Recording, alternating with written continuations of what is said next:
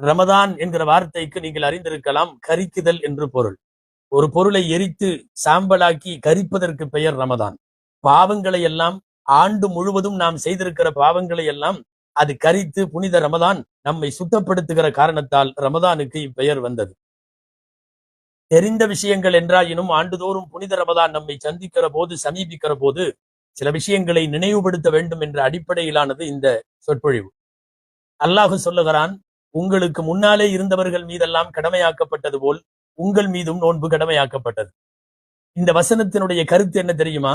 புதிதாக நீங்கள் ஒன்றும் நோன்பு நோக்கவில்லை.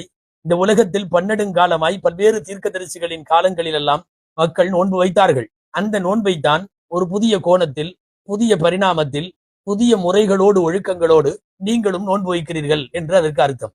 திருக்குரானிலே வாய் பேசாமல் விரதம் இருந்து நோன்பிருந்ததாக மரியம் அம்மாவை பற்றிய வரலாறு குரானில் வருகிறது. முதலில் 30 பிறகு 10 இணைந்து 40 நாட்கள் அல்லாஹுவை சந்திக்க செல்லுவதற்கு முன்னால் ஹஜ்ரத் மூசா அலைஹிஸ்ஸலாம் நோன்பு நோட்டார்கள் என்பது குரானிலேயே இருக்கிறது. ஆக இதற்கு முன்னாலே மரியம் நோன்பு நோட்டார், மூசா அலைஹிஸ்ஸலாம் நோன்பு நோட்டார்கள். பல்வேறு நல்லடியார்கள் நோற்ற நோன்புதான் உங்கள் மீதும் இப்போது கடமையாக்கப்படுகிறது என்று அல்லாஹ் சொல்லுகிறான்.